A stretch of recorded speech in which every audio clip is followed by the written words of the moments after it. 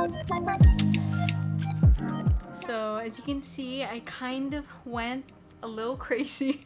Hey everybody, welcome back to another video, and today we're going to be unboxing Fujifilm's brand new X-S10. So this camera was announced about 2 months ago and was released about a month ago. And yeah, we're going to be unboxing it today, so without further ado, let's get started. So first thing we're going to be talking about is the freebies. So I bought this camera from Henry's Camera here in the Philippines, and when you buy it from there, you get a free innovation camera bag, which is nice. Always nice to get freebies. A 16GB SD card and a what do you call this? A silicone blower for your sensor, to clean your sensor. So yeah, freebies are always welcome. But now let's get on to unboxing the actual camera. Let's put this away for now. Alright, Fujifilm X-S10. I am super excited to unbox this. I actually posted a video a little back about the Fujifilm X-T200, saying that it was the best budget camera for people who wanted to start studying photo and video. This is probably catered towards people who already have prior knowledge about photo and video. So yeah, let's open it up.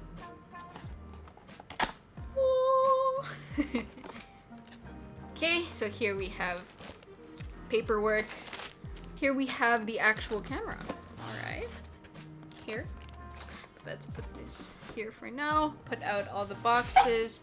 I think this is where the kit lens is. And here's another box. Everything was neatly packaged. I love that. Put this away for now. Let's take out the X-S10 first. So it's really small, as you can see here. And wow, look at that. It's so small. This is so cute. I think it's smaller than my G85. So here we have the X-S10. This is the sensor. So this actually has the exact same 26 megapixel X-Trans4 sensor as the X-T4 and X-T3. So the images and videos that you're going to get off this thing is just going to be absolutely amazing. It has a flippy screen, of course, the fully articulating touchscreen, which is always welcome for people who shoot video, and yeah, this is the body. It also features IBIS, which is amazing for such a tiny body, and in the Fujifilm lineup, there are only 3 cameras that have that. The Fujifilm X-H1, which is their video-centric camera, their X-T4, like their flagship hybrid, and now the X-S10. But let's put this away for now because we have to unbox other things. Let's open this tiny box first. Okay. So here we have a strap from Fujifilm. I'm not a big strap person. Here you have a USB-C to 3.5mm headphone jack. So this is great because you'll be able to plug it in the USB-C output and monitor your audio or listen to your recording. So that's always nice to have because it doesn't have that built into the camera. And you have a USB to USB-C cable. So this doesn't include a wall charger for the battery. Instead, you're gonna get this. So you're gonna plug it straight into the camera, which is, you know, I'm not a fan of that. This is the NPW126S battery. So this is kind of infamous for having not so great battery life. It's in the X-T200s, the X-T3, the X-T30s, you know. It's in a lot of Fujifilm cameras. Okay, let's open this one up. This is the big box.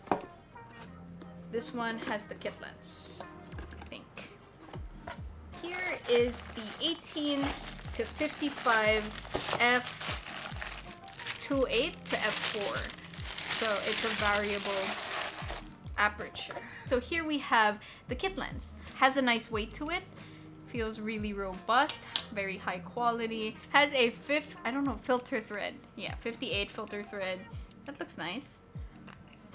Here. Let's take out the lens first.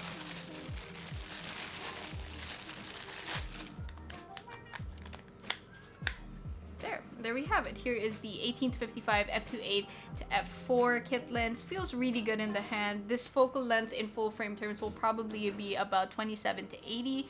Let's put it in the camera.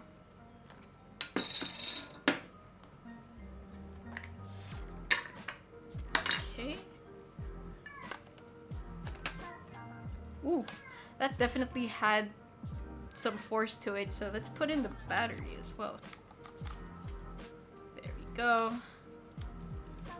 So there you have it. This is the Fujifilm X-S10, and it's a really small camera. Feels really good in the hand. The cool thing about this camera is how different it is from the others. So this is actually the first iteration of this like kind of Fuji camera, because it's the first XS anything camera. I feel like this is perfect for people who want to get into the Fujifilm system but are intimidated by, you know, the traditional film dials, because honestly, coming from a Panasonic Lumix camera, I was super intimidated by those like dials, because I wouldn't have any idea how to use them. But seeing the PSAM dials here, it seems, you know, it's familiar. It's not intimidating to look at, which is really cool, because the PSAM dials are actually like placed in their lower end Fujifilm cameras like the X-T200 and the X-A7s.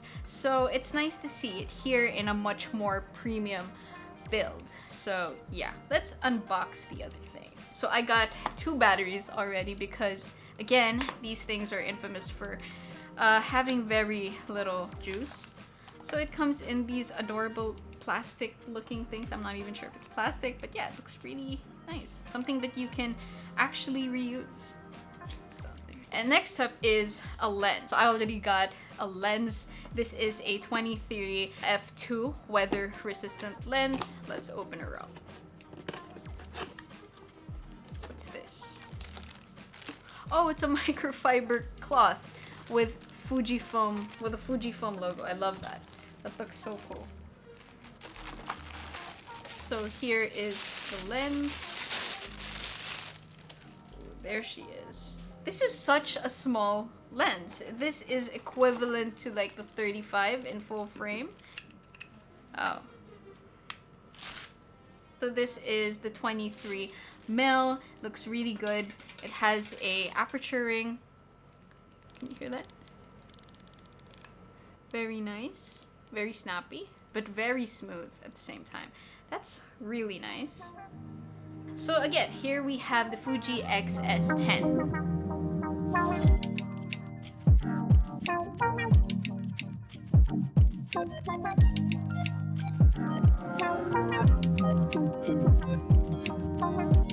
Talk about the physical aspects of the camera. So again, the XS10 has the exact same 26 megapixel CMOS X-Trans4 sensor as found on the X-T3 and X-T4. On the front, you have a tally light that you can set the light up whenever you're filming, and you have the lens. And on the lens, you have a ring for the aperture, so you can control it on the lens itself, together with a switch for auto aperture and to turn off the stabilization of the lens. This body has an amazing grip, which is nice since Fujifilm is infamous for having little to no grips on their cameras. On the top, you have your on and off switch together with the shutter for photo and video, and brand new Q button alongside the ISO button with a dial behind it.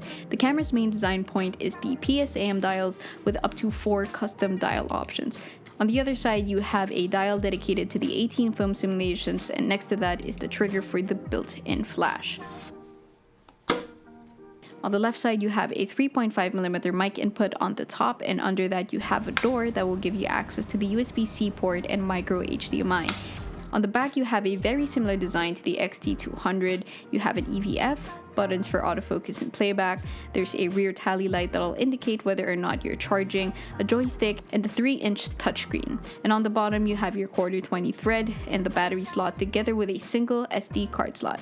Overall, the XS10 is a beautiful camera with a brand new design from Fuji, but enough about that, let's actually use it. So this is what it looks like shooting on the Fujifilm X-S10.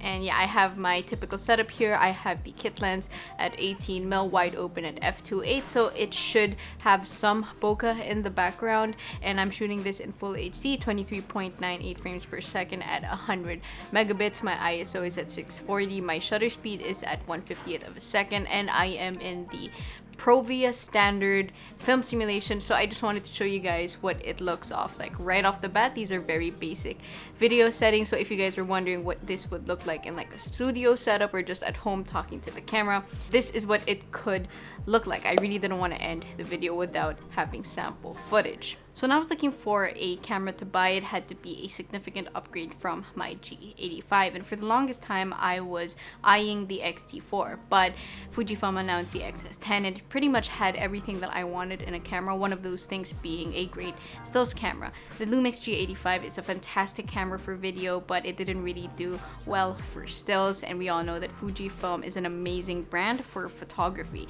It also includes all the 18 film simulations that are found on the X-T4 as well, so that's pretty great. And as for the video aspects, it also checked off everything that I wanted: small body, IBIS, high frame rates, because this will shoot up to 240 frames per second in full HD and 4K up to 30 frames per second. So it wasn't really a big deal breaker that it couldn't shoot 4K 60 or it didn't shoot 10-bit, but I will be able to shoot in logs, so that's great. So in the end, I chose the XS10 and it just seemed like the most cost-effective and practical purchase for me. I was able to save several thousands and I was able to buy a prime and some extra batteries. So yeah, I do not regret the decision. I think the image that I'm getting from this camera is fantastic as well. So yeah, that is pretty much that for this unboxing slash mini overview slash sample footage.